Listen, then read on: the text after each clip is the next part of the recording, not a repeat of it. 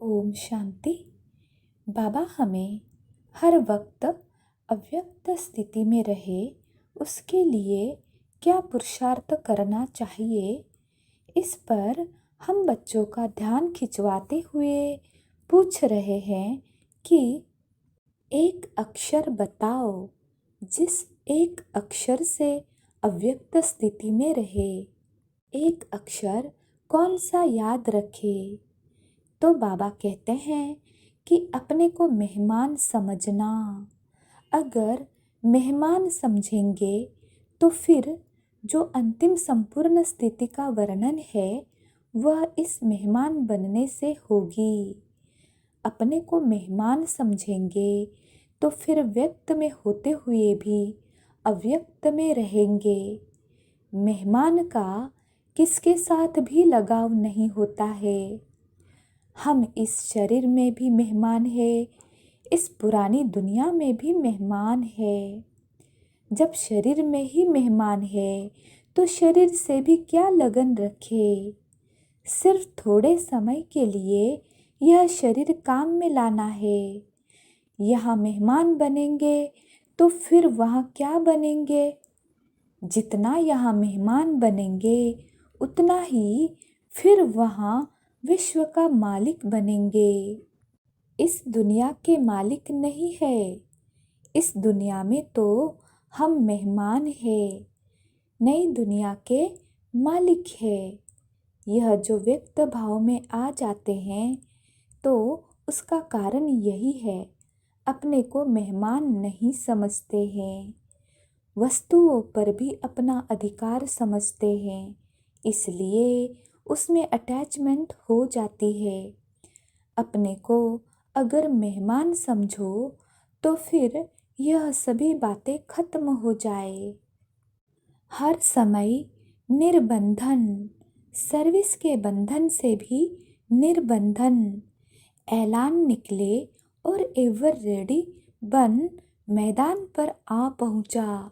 यह final paper है जो समय पर निकलेगा प्रैक्टिकल में।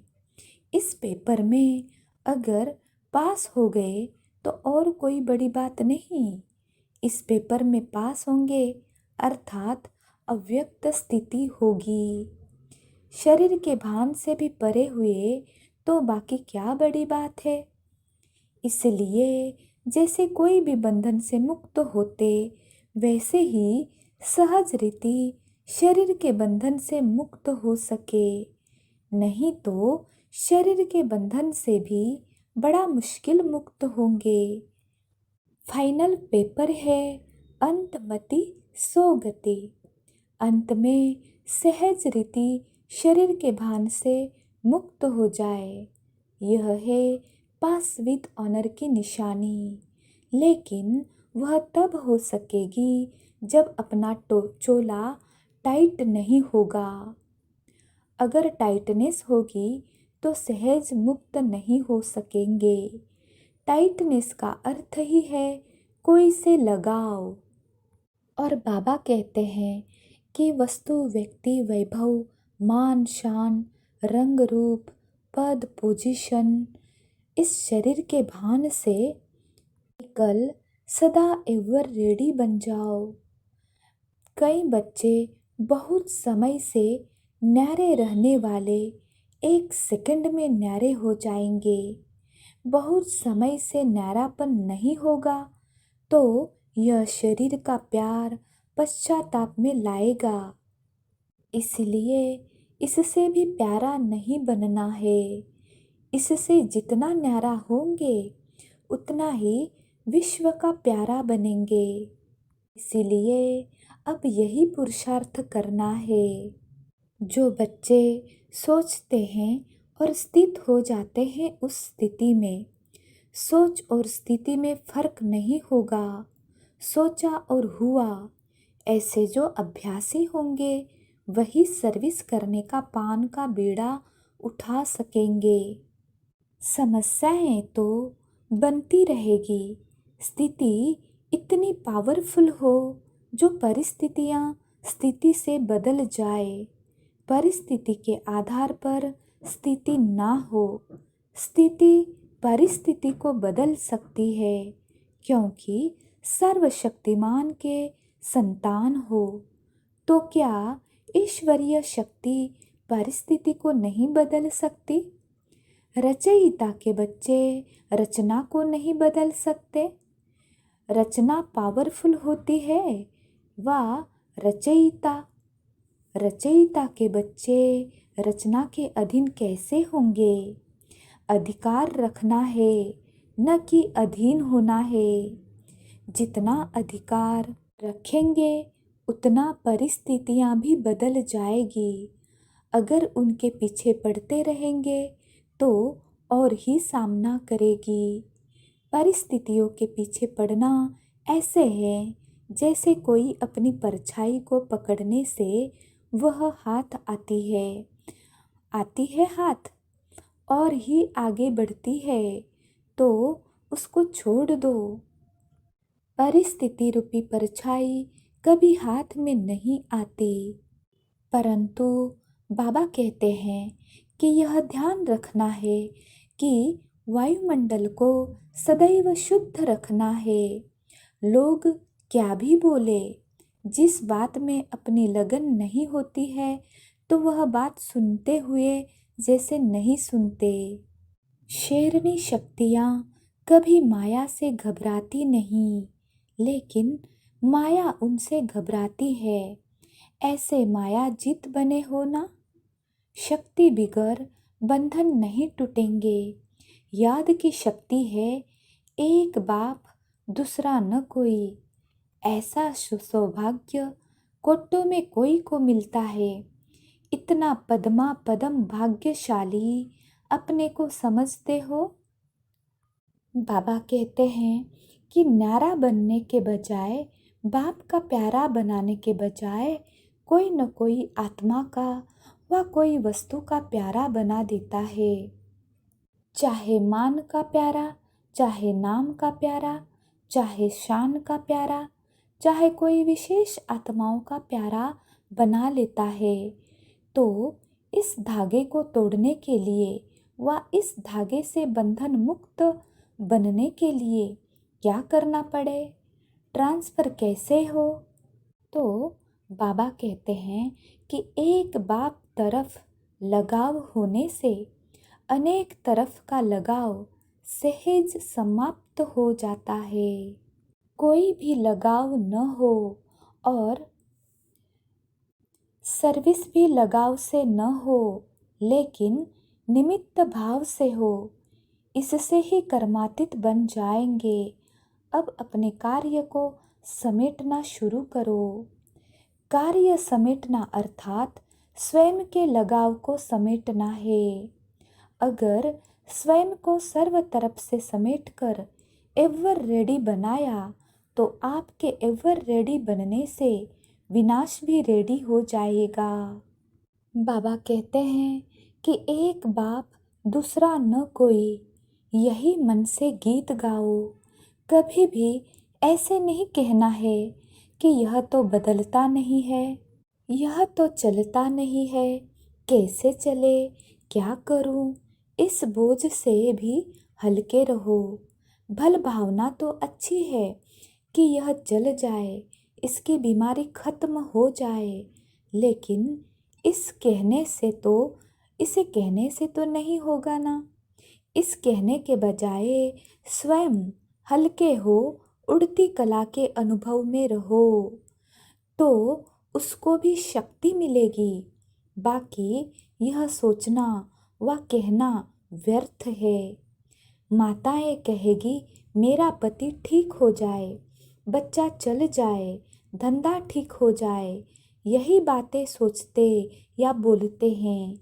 लेकिन यह चाहना पूर्ण तब होगी जब स्वयं हल्के हो, बाप से शक्ति लेंगे। इसके लिए बुद्धि रूपी बर्तन खाली चाहिए।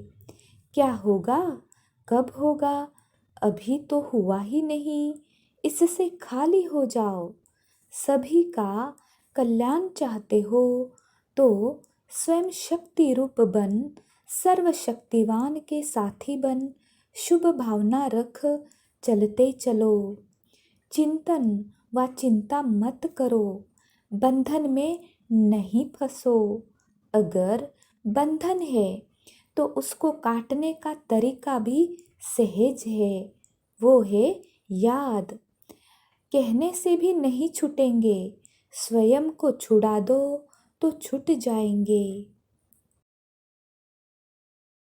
अब हम अव्यक्त स्थिति के स्वमान रिवाइज और रियलाइज करेंगे। खुद को लाइट में देखें। मैं आत्मा महान हूँ। मैं आत्मा श्रेष्ठ हूँ। मैं आत्मा डबल लाइट फरिश्ता हूँ। मैं आत्मा इस देह में मेहमान हूँ। मैं आत्मा इस सृष्टि पर मेहमान हूँ। मैं आत्मा वस्तु, व्यक्ति, शरीर, पदार्थ के लगाव से न्यारी और प्यारी हूँ। मैं आत्मा मान शान से न्यारी और प्रभु प्रिय हूँ। मैं आत्मा इच्छा मात्रम अविद्या हूँ। मैं आत्मा निस्वार्थ हूँ। मैं आत्मा विश्व सेवाधारी हूँ। मैं आत्मा निमित्त मात्र हूँ। मैं आत्मा लगाव मुक्त हूँ। मैं आत्मा अनासक्त हूँ। मैं आत्मा सर्व संबंधी एक बाप है। मेरे दिल में सिर्फ बाप की याद है। मैं आत्मा बेहद की वैरागी हूँ। मैं आत्मा घृणा, लगाव, लौकिक, अलौकिक से नष्टो मोहा स्मृति स्वरूप हूँ।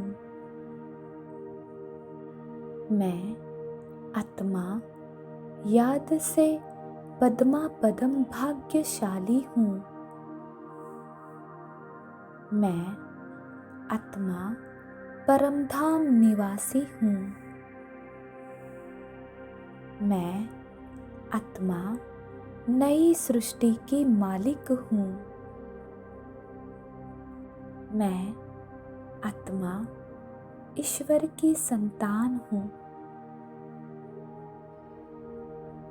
ईश्वर मुझसे बहुत प्यार करते हैं।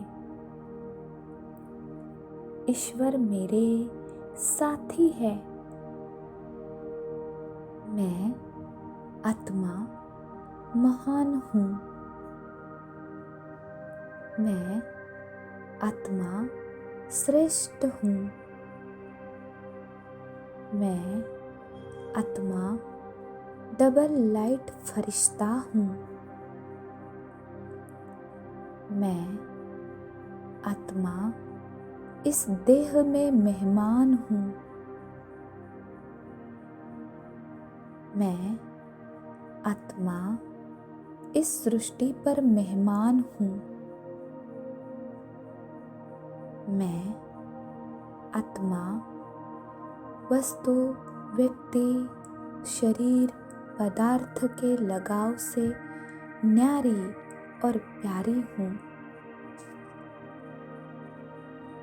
मैं आत्मा मान शान से न्यारी और प्रभु प्रिय हूँ।